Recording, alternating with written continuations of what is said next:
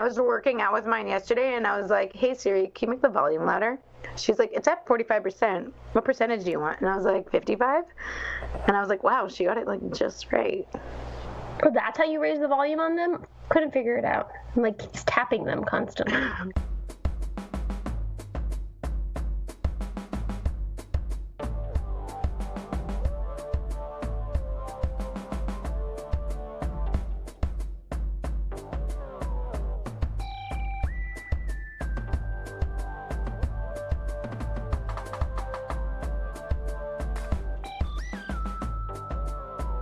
Here we are, and welcome to a July 4th edition of the Friday Night Movie Podcast. It's been a while since we've recorded live, but here I am with my sisters, enjoying a day off. Lily? What does that mean, live? We're not live. No, what I mean, sorry, it's not really live as much as it's been a while since we've recorded an actual new episode, since we recorded a bunch before I left for Israel on vacation, and now we're back after a week or so. You could just say you miss us. You don't have to like. I do miss you guys. Exciting. Lily, how are you in the Canary Islands? Good. You know, summer. Enjoying some summer camp. We run a summer camp, which is hilarious because it makes me A, hate every kid that's not my own, and B, be like, oh, camp is so fun. So it's like this weird like combination in my brain of being like, kids are awful. Now, camp is so fun. Now, like in grown-up camp, is there lots of like drama between the counselors? Grown-up camp? Like older kids camp, you mean? Yeah, like teenage camp? No, the counselors. What's grown-up camp? No. Oh. No, it's pretty tame, I would say, this year. Pretty tame. A lot of CITs. So maybe just like the second week. And there's like 4 girls and 1 guy CIT. So like, I don't know. I'll let you know in a few So weeks. you're basically running The Bachelor. In Spain. The Bachelor. Would you like this rosa? While there are, what did you say? Would you like this rosa? Don't they give everybody a rose? Is You don't think they ask. Lily, is it safe to be running The Bachelor while people are supposed to be watching children? Teenagers too. Yeah. So yeah, that's pretty much what I'm at. All right, Becky, how are you doing? Well, I figured there's no better way to celebrate the 4th of July, a day of freedom, than to spend the day without your family. Yeah. So That is You're amazing. winning. Becky is winning at 4th of my July. husband, my child, and my in-laws have driven down to the beach for the day, and I am alone. That and is- it is the greatest celebration Sounds like it's one your can ask birthday. for. That's amazing. I woke up. And there was a panic this morning, because there was a panic this morning when I overheard whispers that they weren't going to go to the beach. And I literally started to have like You're like, giving away free gold at the beach. Go. I pretty much had to say that. That is amazing. I was woken up this morning by my children because they are now really into playing the video game Mortal Kombat versus DC Universe. One of the many, Who's never played video games though? one of the many new life skills they learn. You know, when you take your family to a week in Israel, a lot of interesting things happen to your kids. They really grow up. My older kid was walking around barefoot on the Moshav, which is a farm for those listening. Took her shoes off on the first day, didn't put them back on, walking on broken glass and other dirt and other things. And also, we started playing some video games when we were there, and they're into it, but also slightly scared of Mortal Kombat versus DC Universe, which is an older game, but it is a super fun game. It's great. Nothing to add. Nothing to add. Yeah. Sorry.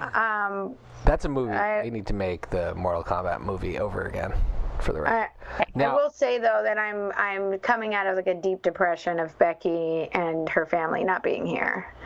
I was with my family. Wait, was it for verifiably like 6 weeks. fun when they were there?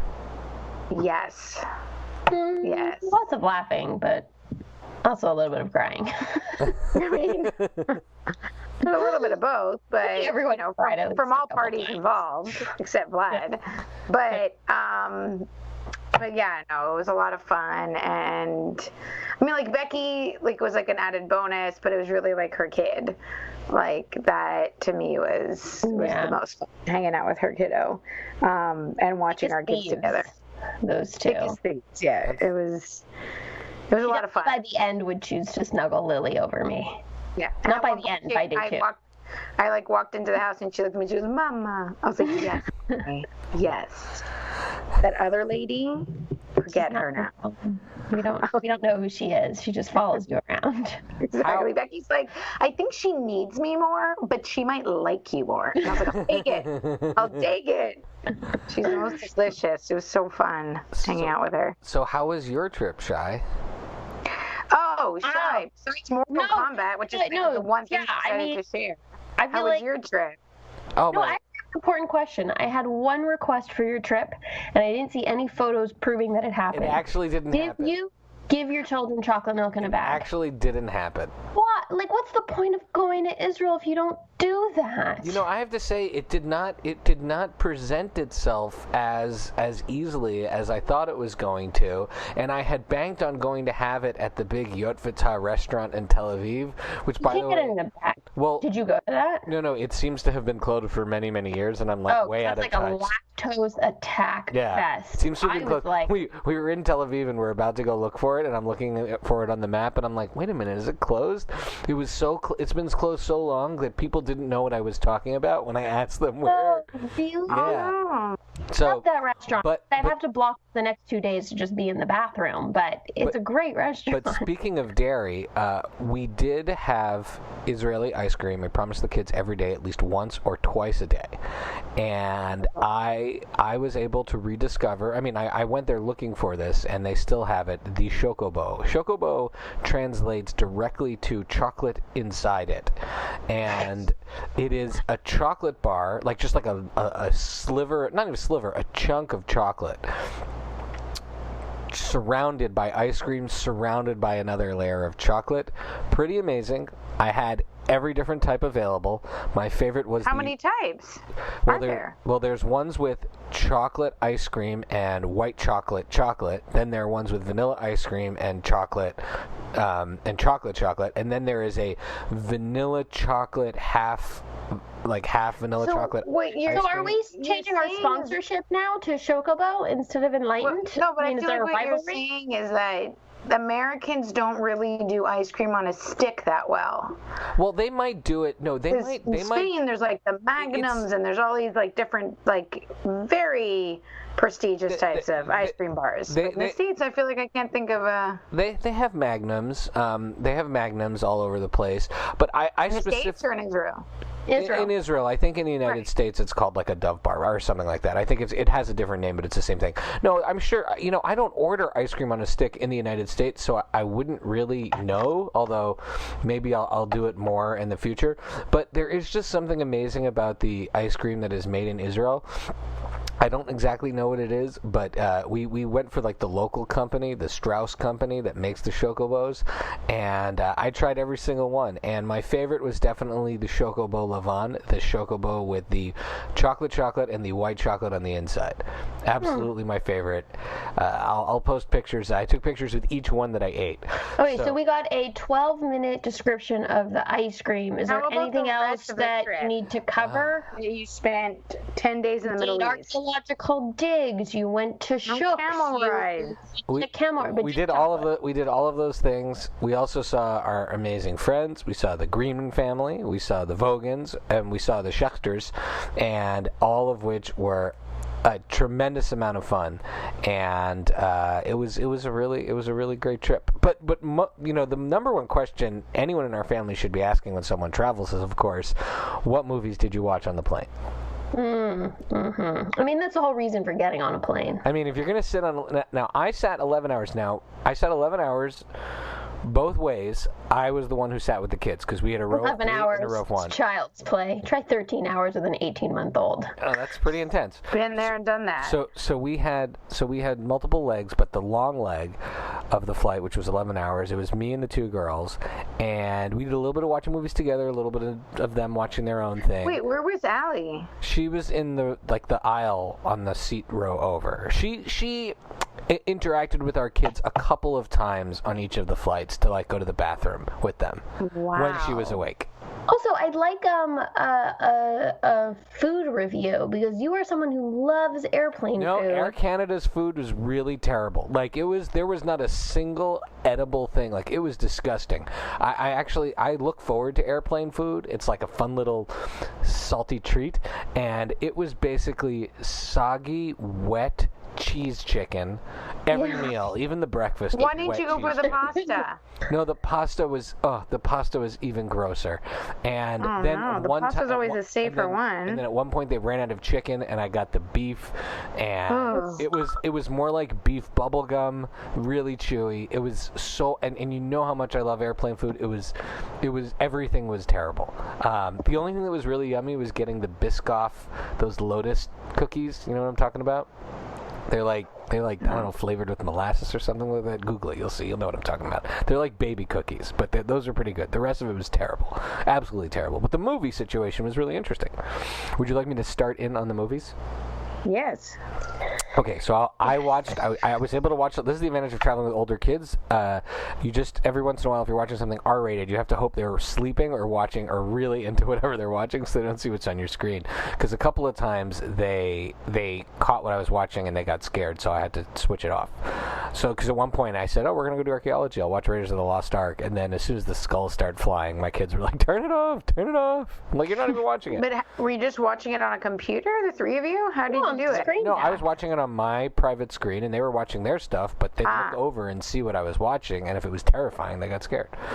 So I watched Night School with Kevin Hart and Tiffany Haddish, which starts off kind of funny, and both of them are amazing, and the movie it's so terrible.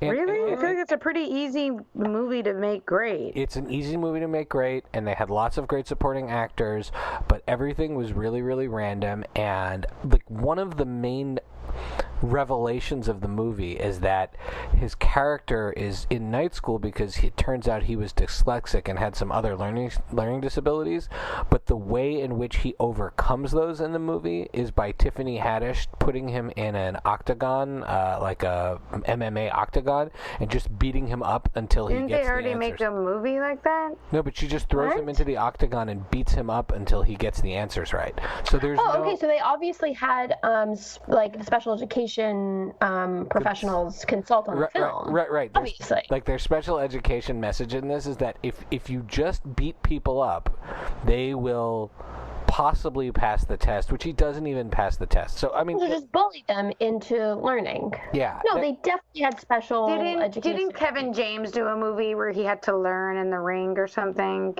Or maybe in Spain that's a movie. I don't know. Shai, maybe that's in Spanish Netflix. Either way. It was really there was a bunch of other things that really bothered me in it, and which is a real shame because I just saw Kevin Hart and Tiffany Haddish in Secret Life of Pets 2 with my kids. Loved that. My wife cracked up during that movie. That was really great. They are obviously awesome together. Here comes the boom. Here comes the boom. Never heard of that. Oh, I did see that one. Yeah, that one's. Yeah, he's that a one, teacher who has to do MMA to like that's school. Not with a Selma movie. Hayek. Selma Hayek, Henry Winkler. That movie is lovable. What?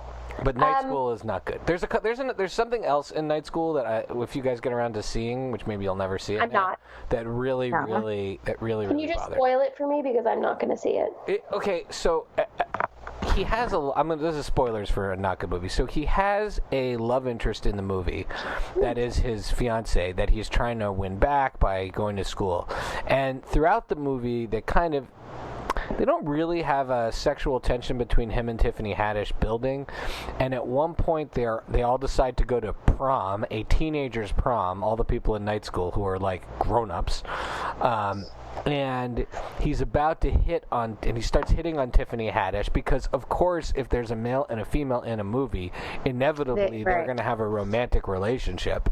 Instead of just leaving it alone. Right, exactly. Instead of just like leaving it alone and letting her be someone who like believed in him and helped him, with his relationship and all that.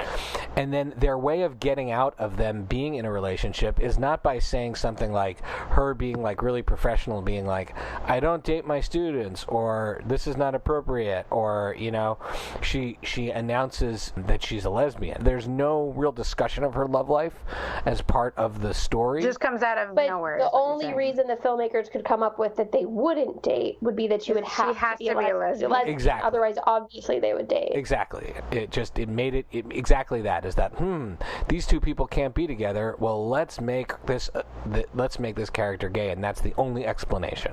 Now, do you feel like because you saw this on a plane, you tolerated it more or less? I can't see myself having sat through it. I probably wouldn't have gotten to that part to hate it even more when I got to that part. Got it. It's a really stupid movie. All right, what else was on the docket? Okay, then 11 hours, you got at least... So, I can't do math. Instant Family, my 2-word review, instant classic. Marky Mark... I really wanted to see it. Marky Mark and Rose Byrne. I watched it, and Margot Martindale, by the way, who's amazing in it. Oh, love her. Isabelle Moner, who is going to star in the new Dora, live-action version of Dora. Holy crap, I cried so many times during this movie. I'm worried it might be the cabin pressure, though, because I feel like airplanes, right? Movies the that make cabin you pressure cry. does it, but the movie is objectively good. Allie watched it. It's a true story, isn't it? And it's a true story. Essentially, it's about these two, very financially, like they're doing great in their life and business. This couple who decide not out of the blue, but kind of out of the blue, to adopt not just one kid but 3 kids, all essentially like close to teenagers or teenagers. And it's a very emotional, sweet, and funny story. It is not like perfect, and I read reviews that said like it's imperfect, but it is really thoughtful and puts a lot into giving you the complexity of different families dealing with adoption and fostering. And it was, I thought, a beautiful movie. And Tig Notaro and Octavia Spencer are also supporting characters in it. I'm going through a huge Tig Notaro thing right now. Any Tig Notaro addition to a movie is to me that's excellent. A stamp of credibility. Anyways, It's a super thoughtful movie, and Marky Mark is terrific in it. Rose Byrne is terrific in it, and the kids. Always. I want to say that they make the commercial makes it look stupid, cute but stupid. No. I'm so glad it's really a drama with. It's a drama with some funny parts, but I wish it was terrific. Trailers were actually cut to show you what the movie would really be like, because the trailer makes me feel like, it's just like a silly comedy. But if I knew it was a bit more dramatic, I'd be more interested in seeing it. I totally thought it was going to be like The Parent Trap. Look at these wacky adults and these wacky kids. Nope. It has funny parts, but it is a like funny and cry kind of thing, which I don't usually go for, but I was completely sold on give it a try. And really one of the better Marky Mark performances. I saw, this was a really cool one. This one I had to wait till the kids weren't paying attention because it turned out to be more R-rated than I expected. But this is a movie starring Peter Dinklage and Jamie Dornan on HBO called My Dinner with Herve. I think it's Dornan. Dornan? Whatever. The guy from 50 Shades of Grey. I know, I'm excited to hear your review, but just, it's hard for me to imagine him being in a movie that's good. He's not the best. Jamie Dornan. So the movie's about Herve Villechaize, who is the guy who played Tattoo on Fantasy Island and Knick Knack in the James Bond movies, and when we were little, he was in those Dunkin' Donuts commercials. Yeah. And it's quasi based on a true story. It's not like 100% true story, but the director and writer of the film was the last person to interview Herve Villechaize before he died. Oh wow! And it is essentially a sort of a dramatization / fantasy a little bit of that night when he interviews him. And cool. And Peter Dinklage is out of control amazing in the role. Obviously. Guy's just the best actor. I mean, just obviously. He's on another level. And what I read was he was apparently very involved in trying to get this movie made and produced it. And so to me, that's also another element of it that's really interesting. And it follows your sort of typical last night with a celebrity, dark story with some funny parts, crazy night, but Jamie Dorman's character is you spend a little bit more time on him than you want to, because you're not really watching to watch this guy react to the famous person, but you do need that character to look through his eyes. But it was so well acted, and Andy Garcia is in it playing Ricardo Montalban in a few scenes, and he was also a real highlight of it. Anyways, it wasn't too long. It was really well acted. If you have HBO Go, pop it on. Straightforward, but really, really good. And then, just to go through some of the other things really quickly, I watched Best of the Best, the Taekwondo classic, starring Eric Roberts. Amazing. And James Earl Jones. Amazing, still amazing. You really have quite the spectrum of choices on this trip. Then I watched Happy Gilmore with my older That's daughter. Appropriate? Wait. Yeah, it's pushing the edges, but it's appropriate. Happy Gilmore is one of his more PG rated movies. Robin Hood Men in Tights. Shit like you for breakfast. You eat shit for breakfast. yeah, that part went overhead. Robin Hood Men in Tights, way more inappropriate than Happy Gilmore, but really beloved. Yeah, I finally caught the end of Bumblebee, which was very good. It is now officially the only good Transformers movie. Is it good? Because I have been more and more curious to see it. It is the best of the Transformer movies that have been made. Got it. Okay, yeah. So I was about to watch it on the plane, and then it turns out I was traveling with an 18-month-old. It's the only, I would say, through and through good one. Meaning, it raises some continuity questions about the other ones, and then what you say to yourself is, I'll just pretend all the Shia LaBeouf ones don't exist, and I'll start with this one. So that's easy for me. Haley Steinfeld is super, and they actually make the Transformers look like Transformers, so that's cool. And then, best of all, because I'm always showing my kids weird stuff, I got the kids hooked on watching news radio, and we watched like 20 episodes in the last week. Really? Yeah. What, your kids are watching news radio? They're 5. I feel like that's too adult for me. No, it's just really weird. It's just like a really quirky, weird show. Anyway, I feel like that's asking them to watch Seinfeld. So that's what I've been watching. Becky, what are you watching? I am obsessed with, I don't know when new episodes are being released. There's only 5 episodes.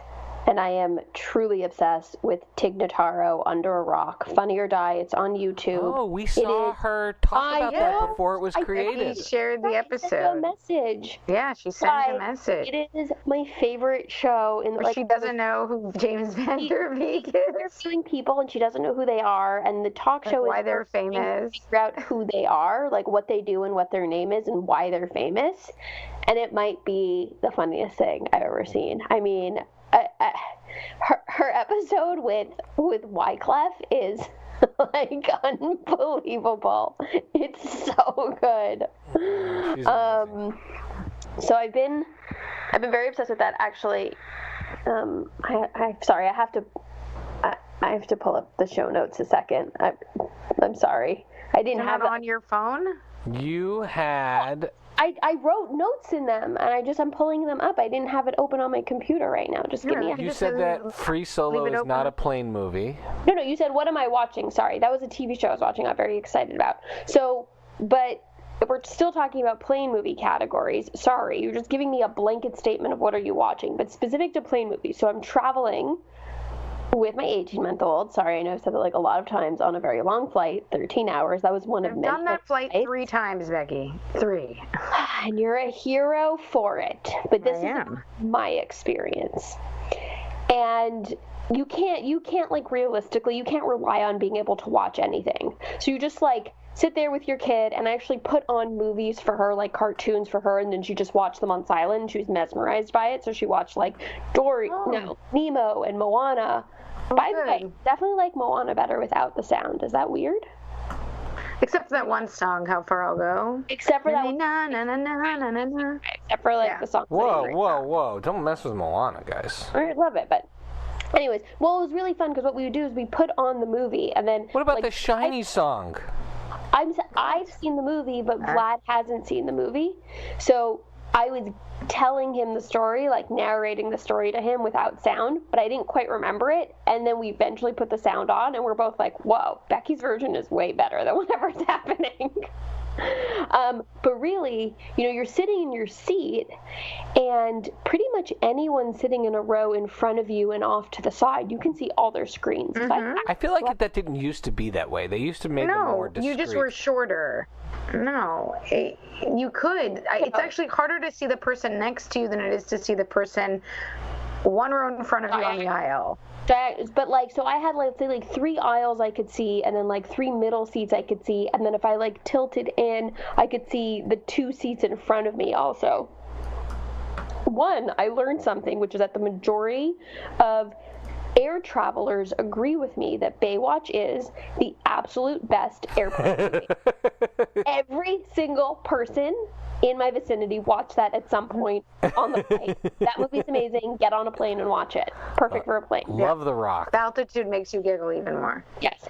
Number 2, why don't people know that certain movies are not meant for airplanes? I saw somebody watching... Oh, sorry, go ahead. No, go ahead. No, Free Solo. No, but that's what I'm saying, is that you're selecting through thousands. They literally give you one. Oh, was that you? Oh, you said that too, right? Or did you say Han Solo? No, Lily. Oh my God. Enough with the solos. So you have 100 movies to pick from these days, and TV shows, and games, and all these things. And you say to yourself, I'm going to watch on this teeny tiny little screen with terrible sound the movie about an epic rock climbing journey up the largest face of rock in the world. I'm going to watch that on a teeny tiny screen. Right.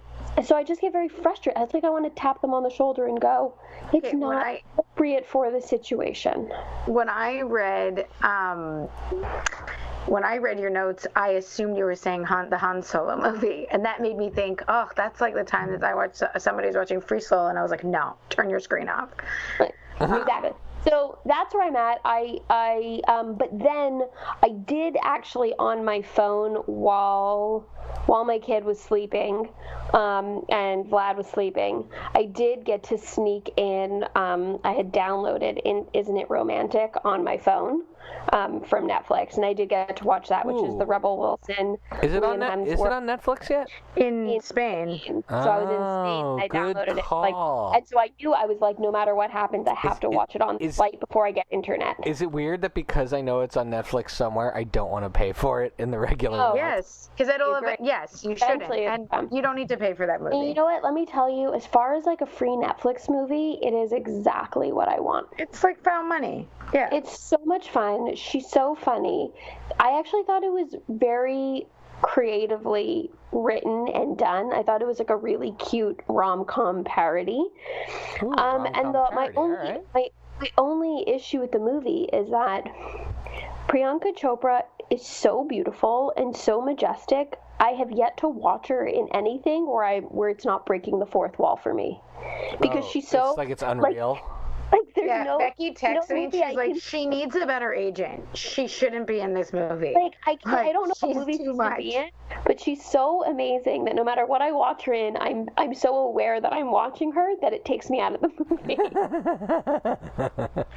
Agreed. So, yeah. So that's my only thing, and otherwise it was delightful. That's awesome. Mhm. All right, Lily, what are you up to? So I'm not on any planes, so I don't have. I mean, I've taken many planes. I could regale you with plane stories. However, I've been watching a few things, so I could share that. Yeah. I've discovered, and I know I've said this, but Schitt's Creek is like my TV show spirit animal. I finally gave in and started watching the 5th season. It's amazing. Is it? Oh my God, season 3 is so. I feel like in season 3, you're really seeing Alexis, like another layer of Alexis. Oh, and yeah. you get more of her wild stories. And I just watched the episode where they find out she never graduated high school. And And the parents are like, we sent you to boarding school in Switzerland because we trusted you to finish it. It's just so good. I mean, I just love that show so much. Billions. Shai, finally, you've been mentioning Billions for months. We're finally watching it, and I can't wait to like break it down with you and talk to you about it because it's fantastic.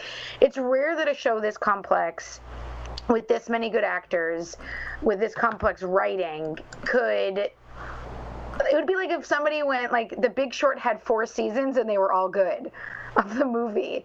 Like, Big Short is a good movie, and it's a brilliant movie, but it, like, ends there, and it's like, it can't go a minute more because it's going to implode, like, 'cause it's just too complicated. Do you know what I mean? But then they made 4 seasons out of something about what, like, 90% of the population knows nothing about and doesn't understand, which is, like, the complexities of Wall Street, like, investment funds. Yet it's amazing, and I often have to pause it to quote unquote explain the stock market to Jose. So I don't you should see how that conversation goes. What's going I'm on? like, yeah, I'm like, well, and sometimes I can explain it, and then sometimes it's just pretend, it doesn't matter, just move on, it's not important to the story. But it's great. I do like season 3 better though. That to me is the best. Oh, you like Still. season 3 better? Okay. Yeah, I feel like the stakes are higher in season 3, and season 4 is getting a bit dramatic. Like, it's getting a bit the way the characters talk at this point is borderline comedic. Right, and it's not even that, just like the certain turn of events in season 4 are like really very dramatic and over the top, which is fine. It's still so brilliant. So if you think, I feel like there's no trailer that would make you want to watch this show except me and Shai, because it sounds like the most boring show ever, but it's so amazing. And then, oh, Becky, we can hear you typing, sweetheart. Use your phone. I thought I was on mute. Sorry.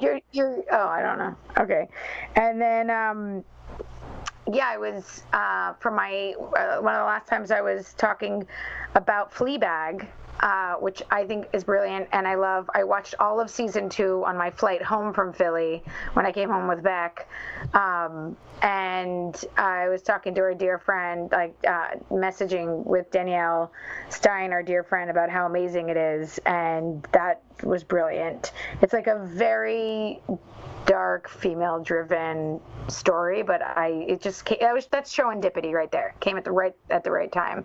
Just like really was a perfect plane show for me. And then Becky brought up something before, like how come trailers don't show you? You know, when you get annoyed that a trailer. Mm-hmm. There's 2 different kinds of mishaps. I feel like there's the trailer that made you think it was a different movie, and then you saw it and you were pissed. Or a trailer made something not look good or interesting, and then you never saw it and had to wait to hear about it, like Instafamily, like months later, and been like, months ago I could have enjoyed that. You know what I mean? That trailer did a bad job.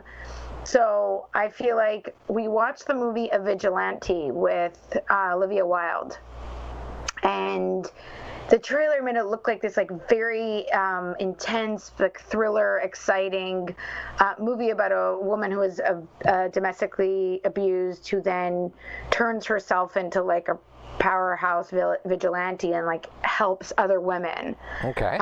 Like this code, like, women will have, like, this gets passed around, and, like, we'll call her. There's a code. She knows where to go, and she, like, solves the problem with them without killing the person, anybody. She doesn't kill anybody, but she, like, threatens enough and, like, sets it all up to save the other person.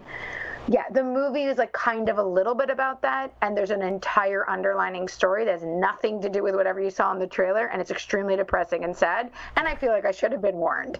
So, like, maybe it would have been a good movie if they would have been upfront with how much it's a drama and not a thriller. So I feel like they did themselves a disservice, because I would have liked it better. And I'm just going to shout out to another podcast here, Homecoming. I know this is like a few years ago already, but Homecoming season 1 was brilliant. I actually think you'd really like it a lot. The podcast, have you seen it? It's a podcast? I've heard it. No. It's really great. Now it's a show on Amazon Prime with Julia Roberts, but it comes from a podcast, a fiction podcast. Wait. They're making shows about podcasts? How are they not making a show about this podcast? Who would play us? That's a whole other episode. We can't do that now. Let's leave that hanging out there. Yeah, I'm putting it in hanging the out ether. there. Who would play us? The Friday Night Movie Podcast. Who plays us? In fact, it's not animated, so you can't have an animated pancake. Right. Live action. Okay? Because if it's animated, it's just our avatars. Animated, at Pixar. But yeah, so yeah, they are making. Dirty John is from a podcast. I haven't seen Dirty John. Is that a show or a movie? That is a podcast that they turned into a mini-series with Ani Britton and the Vanessans. I've talked about this. The Vanessans. Oh, okay. Yeah. So Homecoming, Becky suggested it.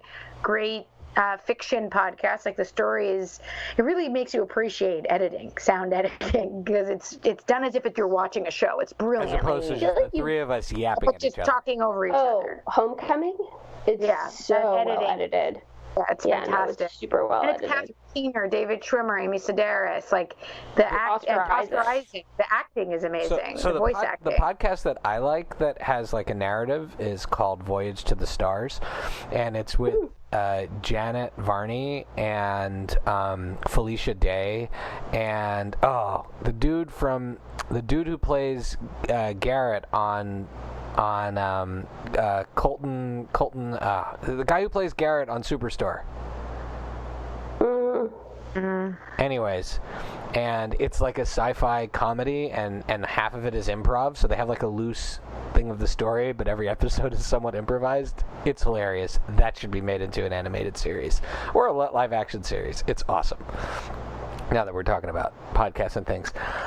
Yeah. Okay. Well, all right. This is Garrett is Colton Dunn. Colton Dunn. That's it. All right. So it's been fun catching up. Do you guys have any other parting revelations or things to discuss? Let me check the show notes. That's what they're there for. Nope. Just that I'm pumped for Stranger Things. I know. I'm so excited. I mean, but like, weren't you a bit at the end of season 2 a bit kind of looking forward to that they were going to move away from that, like the upside down or that monster thing? Yeah. I got like a bit excited, and then the last shot of that season is the monster once again there. But I listen. I haven't watched any previews because I want to be totally surprised by this season. Me too. But my hope is that something Shai had brought up with last season is that one episode with like the ragtag kids that 11 joins. The X-Men episode, I think would be really cool. Shai, what you were predicting is that really this season is about that group of like all the kids with special powers and some sort of something going on. They can't do kids running around with Demogorgons in the Upside Down again. That can come later, but they need to do something. I hope they're moving away from the origin story. It's like enough. Yeah, they need to go out and kind of explore the universe a little bit more, do some more stuff. The kids are growing up. They can come back. They'll come back because every show has to. Like, they can't not come back to their pilot. They'll eventually come back, I think, to the Upside Down and the Demogorgons and the origin, and that's a fine way to wrap up Stranger Things when it's time. But I think they need to go. There's so much potential with both the characters and the abilities that they don't need to do the same thing again. And also, like, once you go from Alien to Aliens, right? Once you go from one Demogorgon to all the Demogorgons chasing them across the cornfields, right? Like you can't go back from that effectively and have everybody still be into it. Like, I like Alien 3 as much as the next guy, or more than the next person, but anyways, that's my point there. I have a couple other important things to raise. Number one, took my family to see the Rolling Stones last night, and they are still amazing. Kids loved it. We couldn't stay for the whole thing because it was pretty late and it was really far away, but we made it through Sympathy for the Devil and Honky Tonk Woman, and they also played Rocks Off, which is the lead track on Exile on Main Street, which is one of my favorite songs. It was like a crowd request, and that was pretty amazing. That was a kind of a bucket list moment for me. And then also, I think I buried the lead on this, but I came back from Israel officially liking Marmite. Yeah. Our friends in Israel, the Greenman David family, Greenman got you, they right? eat Marmite on everything. Isn't Marmite just isn't it just like really thickened like soup bouillon paste or something? It was like given to people during the war. Whatever it is, I'm 100% on board. Yeah, that's what it is. You can't over Marmite something, but a little margarine, some Marmite, and some cheese, and Oh, God, Shai, you're making me queasy. So it's just, an old dog can learn new tricks. So are you telling me is you're going to be eating Marmite? Is this one of those things you only do on vacation, or is this coming home with you? No, I ordered a little thingy of Marmite, which is already at the house. I had it this morning on some bread and margarine. Does it taste the same not on vacation? Because some things should just stay on vacation. That's an interesting point. No, so far it tastes pretty amazing. But I don't have my Marmite guides. You do need like a Marmite guide to guide you through eating it. Like I was gonna make it myself, and they were like, no. And they had one of the kids like spread it on because they're like, too much, and you'll freak out, man. Yeah, you need just like a hit because it's basically like bouillon or something, or like.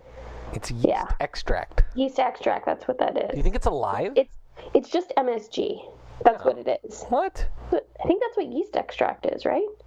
Just like no, MSG is no. It just tastes really salty and it's really salty and bitter. Okay. Well, that sounds like fun. All right, guys. Where can people follow you, Lily?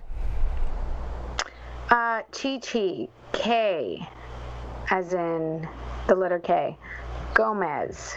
Chi is CHI K. Gomez on Twitter. That's where you can follow me. Becky. And Friday Night Movie on Instagram. At Paper BK Princess on Twitter. And you can follow me at Pancake4Table. That's Pancake and the number 4 table on Twitter and Instagram. And all of the Friday Night Movie shenanigans on at Friday Night Movie on Twitter and Instagram, as well as FridayNightMoviePod.com. I feel like I need to shout out to Brian. From Brian Stever from Take Two Podcast, who told you to start actually reading out your Twitter feed. Oh, did he say that? He's the one. Isn't he the one who told you that you needed? Yeah, I think so. No, but why else are you shouting? I mean, there's always a reason to shout out. No, just because his trolling you about the Friends thing on Twitter has been like one of the greatest joys of my life. You'll never convince me that show wrote Ross and Rachel as believable.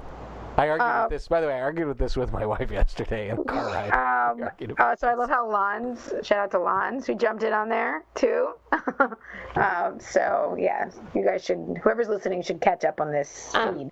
I want to give a nice big shout out to Cousin Vanessa because we will be beginning our summer screening schedule tonight with a kickoff with Stranger Things season 3. So shout out to my partner in show watching crime here. I'm not gonna pre-announce our guest, but we have a cool guest to come and talk about Stranger Things. A local hero here in the DC area is going to be our Stranger Things guest. Mm-hmm.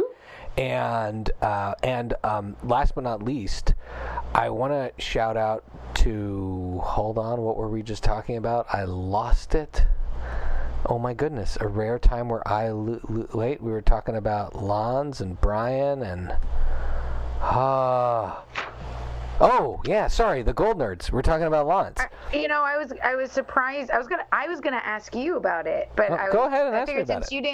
I figured since you didn't mention, I was like, oh, maybe he doesn't want to mention. No. I would have, but yes, Lanz and Ash and I had the opportunity to interview Sean Giambrone. Oh yeah, you didn't mention any of this beforehand. The lead, because it takes a while to organize these things, and you never want to raise expectations and make it a thing until it happens. But we got to interview Sean Giambrone, the lead who plays Adam on the Goldbergs on the Goldnerds podcast. So head on over there. He gave us over 100 minutes of his time. It was so much fun.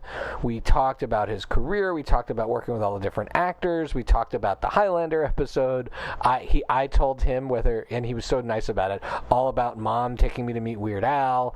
It was a really, really, really fun time and a fun episode. And as a podcaster, a real special moment and he was so gracious and wonderful, as is everybody we've ever interacted with from that. Not to ask for a spoiler, but did you think of asking him the question if in preparation for each of these episodes that focuses on an iconic 80s movies, does he actually go and watch the movie? So that came up a lot. I don't want to give away spoilers, but he had a cool answer that made me respect him even more.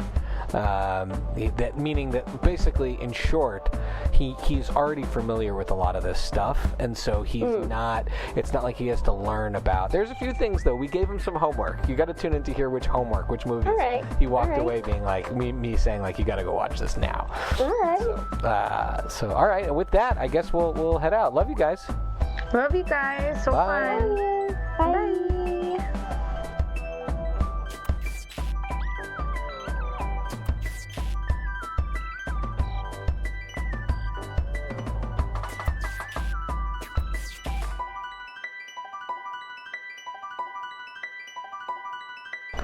Good job, guys. Love Okay. you. Okay, wait, guys. This morning, Wait, my phone, now, by the way, my image capture won't import any photos. It just sees my iPhone and it won't import anything. Tanya was just But if you giving have Mary... iCloud, Shai, it's already on the cloud. Wait, you don't but- need to import. Do photo stream. It'll just So be on the computer. How do I open that? Just open, go to so iCloud. here's what you- Photos? Go iCloud to, or here. photos? Here's what you go to. Go to your Finder, Okay, my Finder. and then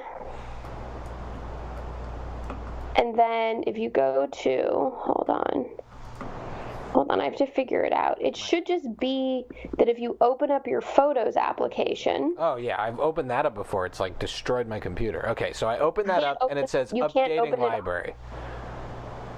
They should just be in there. Nope, I can't even get into my photos preferences. Well, then you should call Apple. You know, you can just call them for free. They just talk to you now. Now they don't charge you. It's really stressful. But I just want to... I don't want to spend the afternoon on the phone with Apple. You know, there was a time when you could just get your photos. God damn it, Apple.